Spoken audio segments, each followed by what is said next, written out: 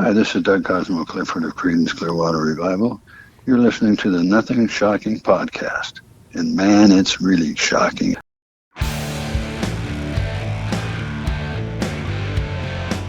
Want to know what's going on in the world of music? Then tune in to the Nothing Shocking podcast, a non-genre based, all ages friendly rock and roll program. Join us weekly for interviews with all your favorite rock stars from the mainstream to the underground. You can find us at nothingshocking.libsyn.com or anywhere you download podcasts.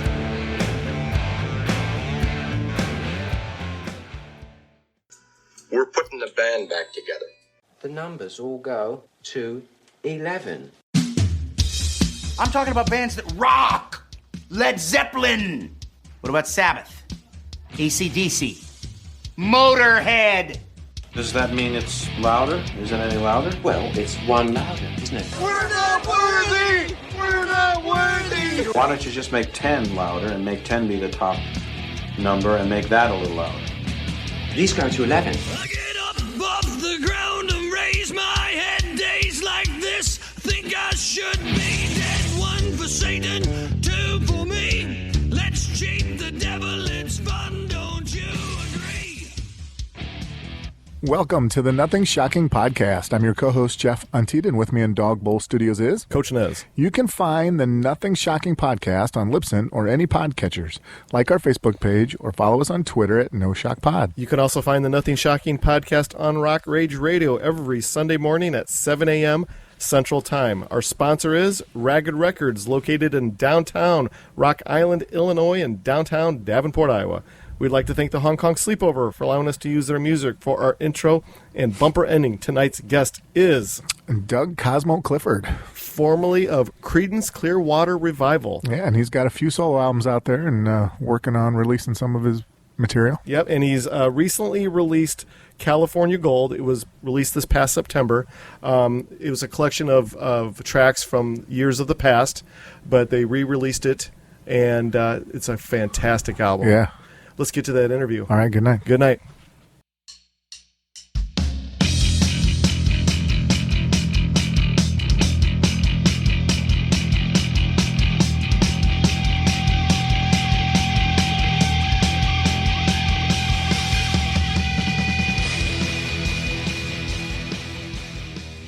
Doug, welcome to the Nothing Shocking podcast. I'd like to introduce you my co-host, Jeff Untied. Doug, thanks for joining us tonight. Jeff, my pleasure. We are so excited to have you on the podcast tonight. You have a great press contact.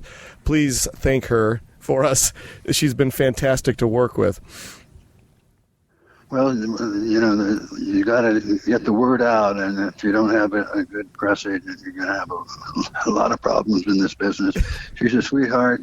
She's a hard worker, and yeah, I'm consider myself lucky in that side of the coin for sure. Very good. Well, let's talk about California Gold. You released it this past September. Can you talk more about the creative process for this album? Well, it started out, I wanted to put a band together, and I was either at Duck Dunn's house, the great bass player, God rest his soul. I made contact with Duck, and I said, I want to put a band together. Do you know of any singers that have merit that wouldn't mind working with me? So he said, yeah, I'm Bobby Whitlock. And Bobby Whitlock was the first white artist signed by Stax Records way back in the 60s.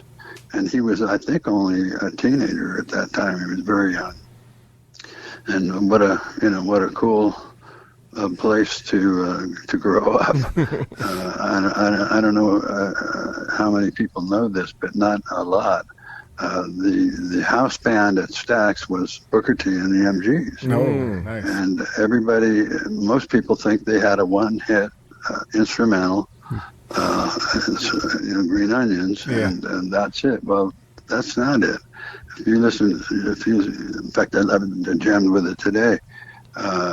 Otis Redding was, that's how I practice. I practice with other artists with CDs in my little studio. Mm-hmm.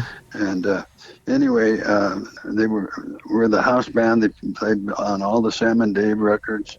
I played with them today. With my idol as a drummer is Al Jackson Jr. Mm-hmm. He's got the greatest backbeat and plays less is best, and just you heard the records. So now you have a new way of listening to it. Mm-hmm. You're listening to Booker T and the MGs with whomever they're supporting at that time on that project. So I said, yeah, well, give him a call and see, tell him what I'm up to, and have him give me a call if he's interested.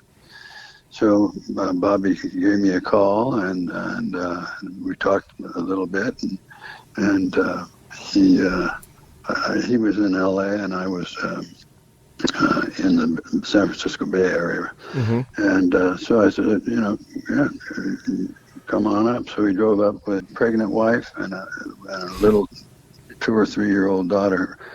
And a 57 Chevy, and you might have noticed the red Chevy on the album cover. Yes. And that's all part of having fun with Bobby. And anyway, so we started talking about things, and next thing you know, we're right there in my living room. We start writing songs. So I said, well, this is easy, and it isn't always easy. I like to co-write because the person I'm co-writing with has something that I don't have, and I have something that they don't have. Mm-hmm. So that's the ideal co-writing situation. But I have rules and regulations. I won't co-write with any more than one person. So I've tried 3, and 4 and 5 is just a joke. And so that way, we come up with some ideas and get a general plan of action based on what we talk about, the kind of music and this, that, and the other thing. And I had a beautiful grand piano in my living room, and that's what Bobby's instrument is, a piano, grand piano, mainly a Hammond B3 organ. And he was, of course, with Delaney and Bonnie, mm-hmm. and that whole trip with Eric Clapton and back in the day. So he's been around. So we started writing songs, and Duck was going to be the bass player, and that was great with me. I loved working with Duck. And a fellow named Michael O'Neill was the guitar player. And so we had a handful of songs in no time at all. And so I said, we better record these things or we're going to forget them. And there's a lot of truth in that. For you potential songwriters, if it's 2 a.m. and you've had a couple beers and that something wakes you up, a spark, an idea for a song, do something to get that, whatever it might be, hum a melody, or you got a couple of lyric lines or a title, whatever it is, get it down while you're still awake, because you always tell yourself, oh, I'll remember this in the morning. 99 times you will not remember it, and the one time out of the 99 is the worst idea that you've had. Very good. What's one of the craziest times a song idea ever popped in your head? What's the wildest moment that's happened? Well, I was naked at the time, so not much going on here. No, I don't know. More than likely, it's a lot of times you can be wide awake and doing shopping for avocados in the vegetable department, and an idea will come, and you don't have any recording gear, and so you start humming what it is, or even singing along with it. People are walking by. You just look at the avocado freaks back here again. Yeah. I wanted to touch upon Bobby's, I guess, methodology in the studio, his strong vocals, that is. What is his secret in the studio? Does he have any secrets?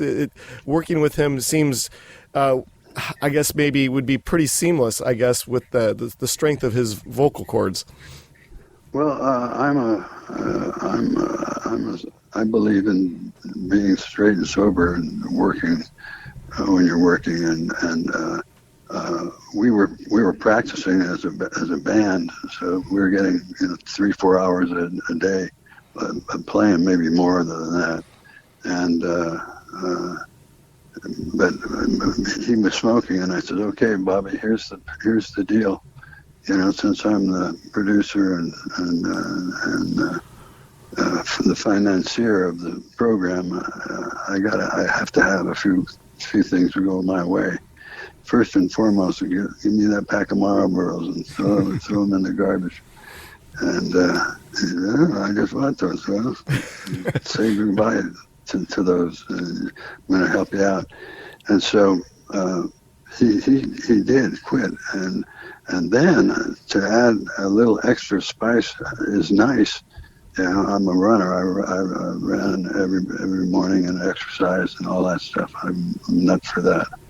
So I got him into jogging, and so and the difference was astounding, and how much more control he had of his voice, how much more stamina he had in the working days, and really allowed him to rip and tear and still have room for the really high notes, and to hit them hard. So in terms of that, I don't know if that's his methodology or not, but it's mine. And he still to this day doesn't smoke, so that's a good thing. Fantastic. Yeah. Well, I want to get to the track "Purple Mountain." It's my favorite track on California Gold. That's a good one. It gives me that John Lord keyboard Deep Purple vibe to it. Can you talk a little bit more about the history of writing this song? Is there a story behind it? There is a story behind it, and that first meeting we had in my living room, that we wrote that song. And the Purple Mountain, as I looked out, lived in the foothills in Berkeley, and as you look out, my view had a beautiful view of San Francisco, and right framed in the center of that view was the Golden Gate Bridge. And right next to the Golden Gate Bridge was the Purple Mountain, and that was Mount Tamalpais in the San Francisco Bay Area. And the song, we're just sitting there, and I write most of the lyrics. He's got the keyboard to get the melodies and things like that. So it was a really good combo, and so that's where that one came from. That's one of my favorites because it's a 6-minute song. So it's out of the Creedence. That's 2 singles for Creedence, or maybe even 3. So and my drum parts were different. I was more active, especially with Donald Duck Down. I was more active with my right foot and the bass guitar, and then I also had grooves that were coming around the melody, and I like that. I think it makes it more musical, and it's just a little more interesting. Oh, so cool. Yeah. Let's talk about the recruitment of the rest of the band members on California Gold. Can you give us an insight on who's in the rest of the band? I'll tell you, but I'll have to kill you. No, that's a terrible thing. It's a joke that isn't too funny these days because it's probably true. But anyway, stay on point here. Well, Donald Duck Dunn, was the guy that put Bobby and I together, Sure. and put himself in the mix. And then I'm not really sure. I don't really remember the guitar player that much. I think he must have been a friend of. I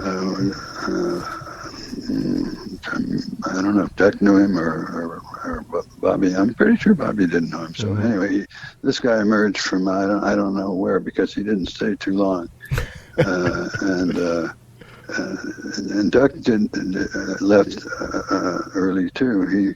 He played on. We recorded, I believe, 12 tracks. There's 10 on the record. 12 tracks, and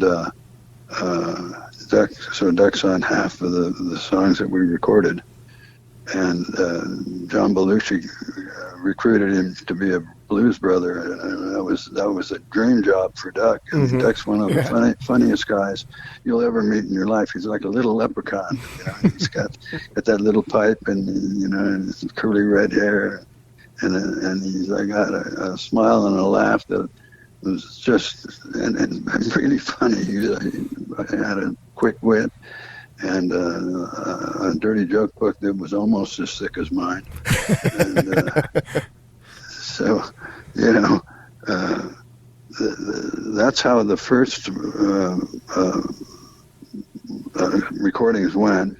And so when Duck left, we had a tall order to fill there, and I heard a guy in a supper club playing a little combo, and the bass player was a young, long-haired guy, and I'm going, Jesus, man, that guy. I wish Duck could hear this guy, and that was Tom Miller, and he ended up being the bass player from that time on until we called it quits. And then David Vega took the place of Michael O'Neill on guitar, and he was in Graham Central Station. And that's why I can tell the difference in the guitar playing. And it's all good. They're both good players, but David always had a bluesier edge to it, and played a lot of slide, and we had a nice little combo going, I'll tell you that. Absolutely. Can you talk a little bit about the opening track, Good Times? Sure. 67 years of rock and roll at very high volumes back in the day. But anyway,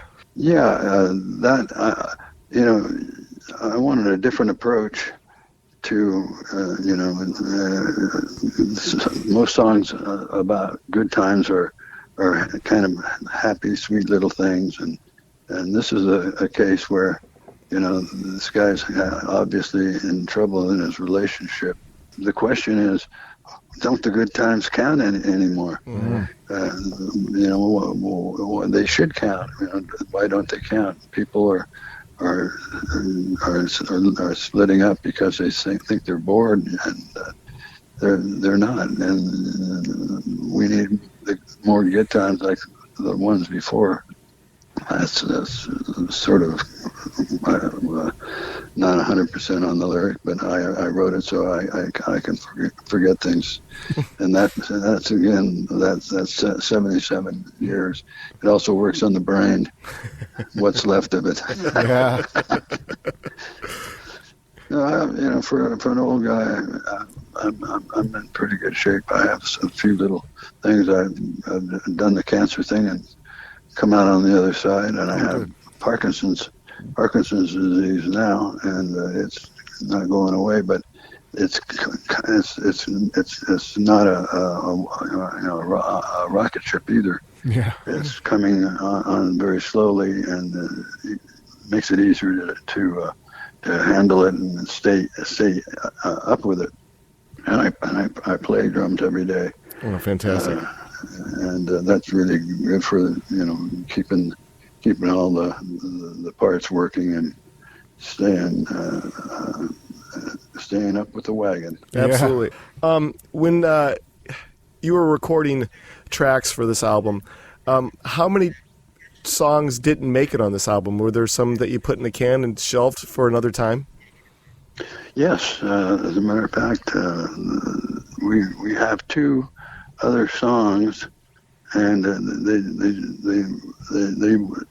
record sounds better with them out than it does with them in. But if you take those out and you don't put it with the album, they're good songs. And what we're thinking about doing is down the road, once we get things out and in stores and things like that, going into the holidays, it slows things down too. And then also it's harder to get airplay because once an hour there's a song that's never played except this time of the year, and usually there's a Santa Claus involved in it. So damn Santa. I tried to talk him out of it, but he wouldn't listen. I guess when it comes to narrowing down the songs for California Gold, was it pretty cut and clear about what songs were going to be on this album? And the 2 songs that you left off, was it pretty obvious that they were never going to make it on California Gold? I would say the former. They were good songs, and the same quality, same producer. All of that was there. But what we were thinking of doing is maybe with SM radio or some big promotional venue, have them as giveaways. Hey, you want a couple extra tunes that nobody else has except a few other guys like you? That sounds pretty interesting. So we thought we would use them for something, or maybe put them back in my vault. That's where all this stuff came from in the first place. I've got a solo album that came out. I've got another album with Steve Wright from the Greg Kihn Band. Same situation. He and I were the writers. We wrote the material. I produced, and that was a good album too. Let's see if I can't get you one.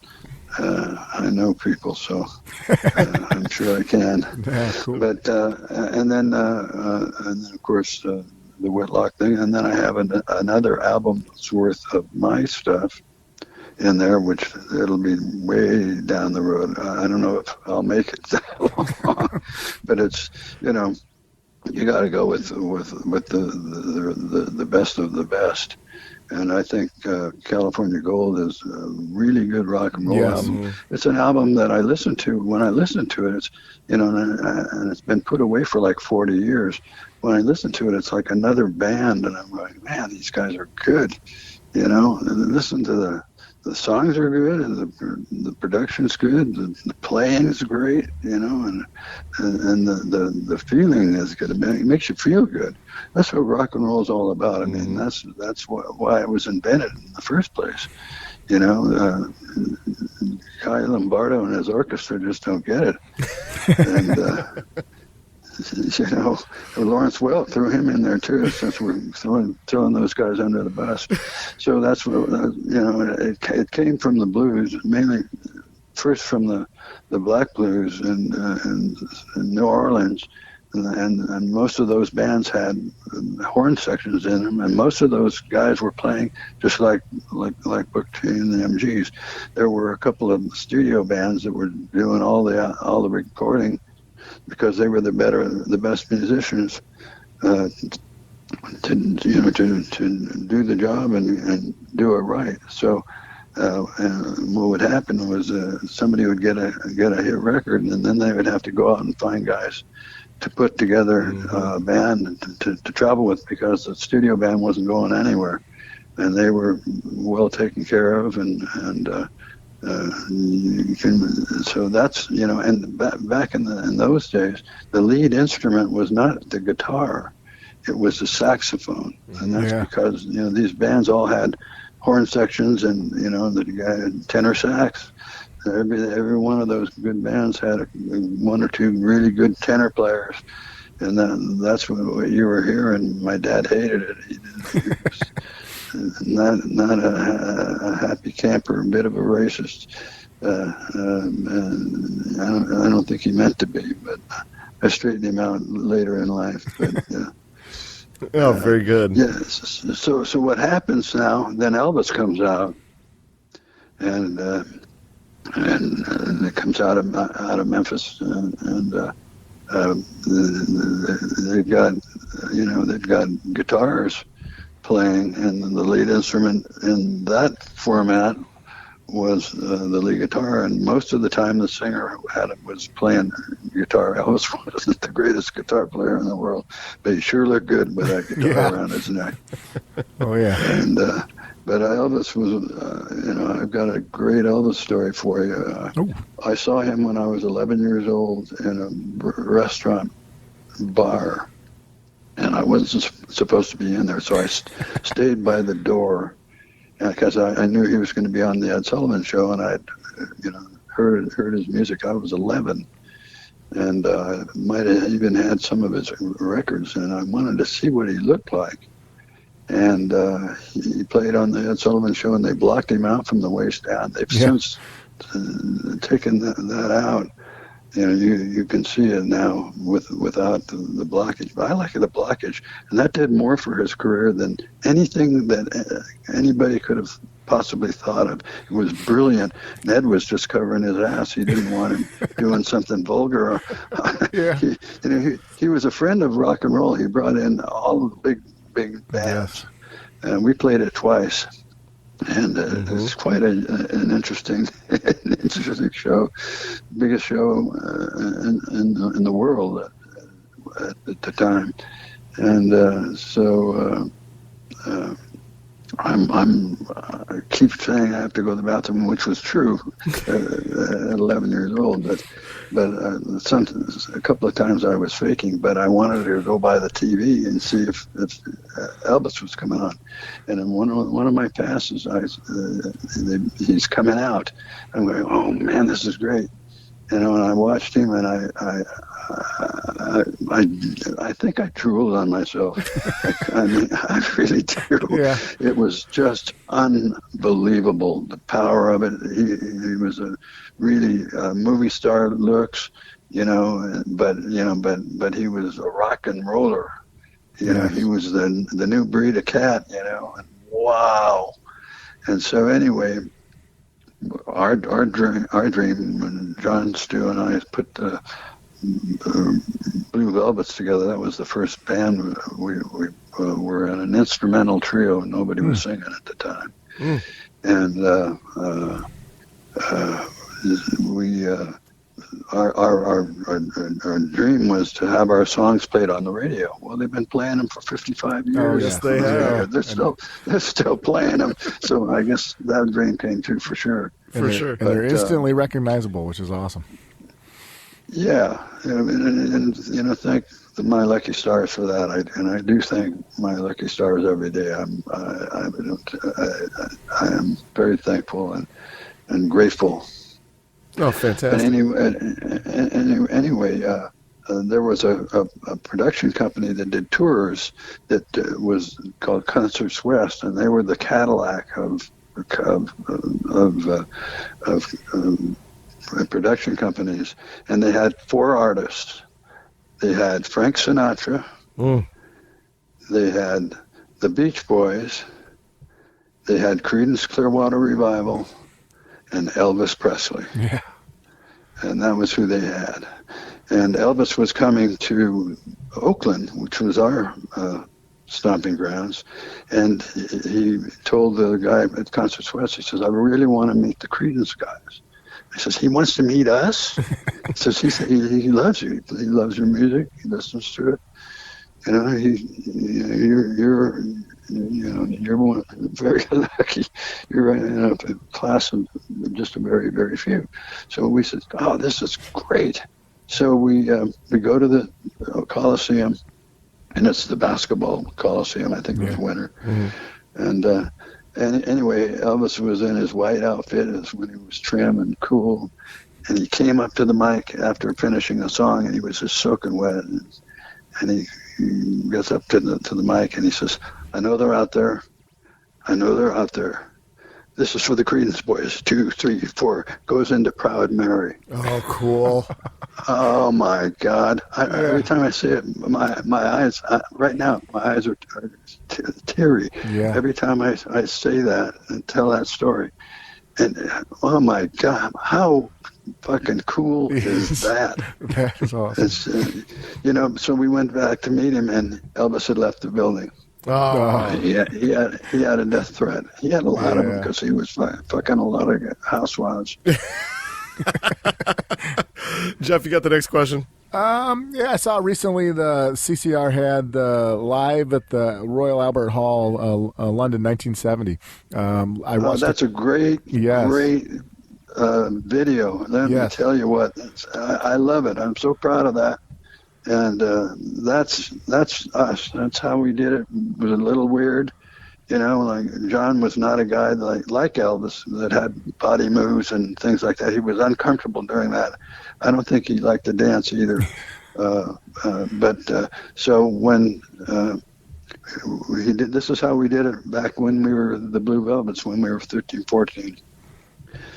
But there was nobody singing, so he was off mic most of the time. So John will sing a verse of a song, go into a solo, and then when he does that, he turns his back on the audience and walks over and starts playing to me. He's looking at me right in the eye and playing.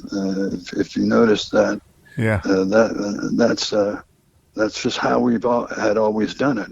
And the same thing with not a lot of banter in between songs. There was tuning a little this, a little that. Just there wasn't and now, the radio voice guy comes on and does it. There was none of that. We just came out, and when we were ready to go, we rocked, and we rocked hard.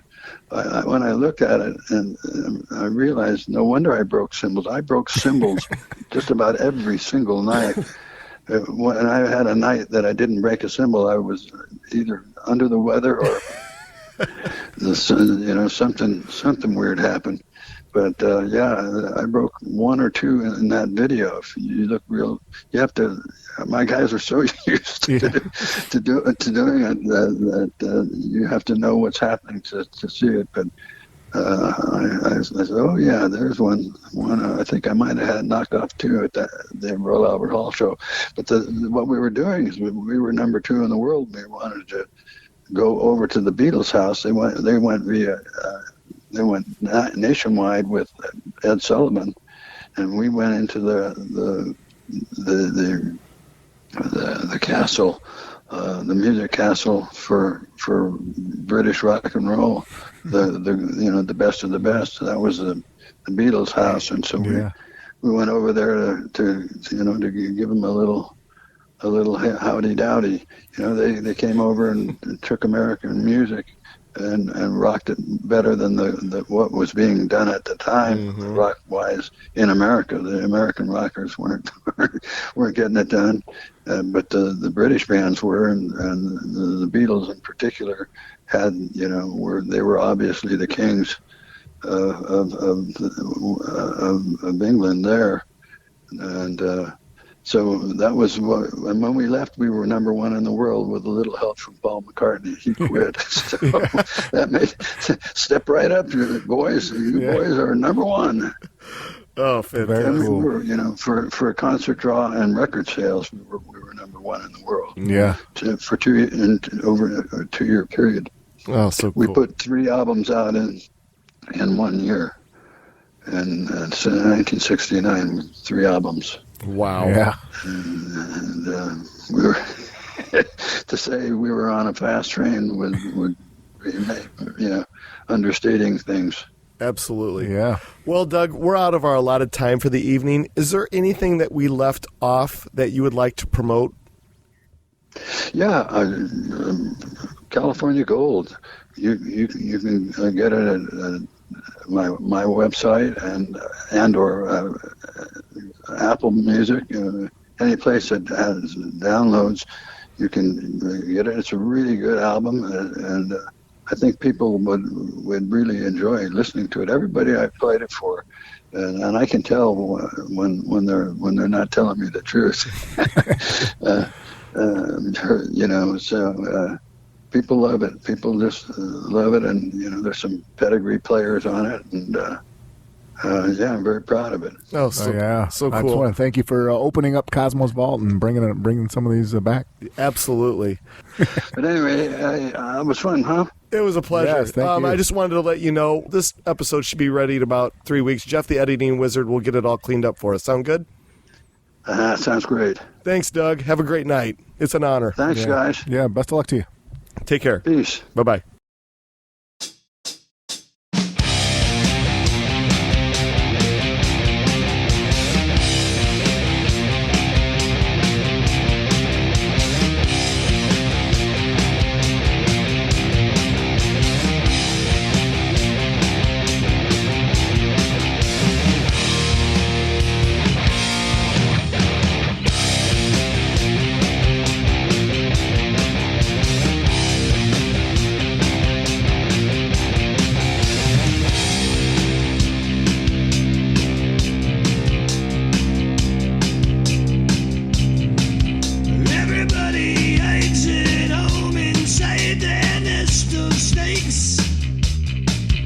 Everybody grinds the stone and makes their own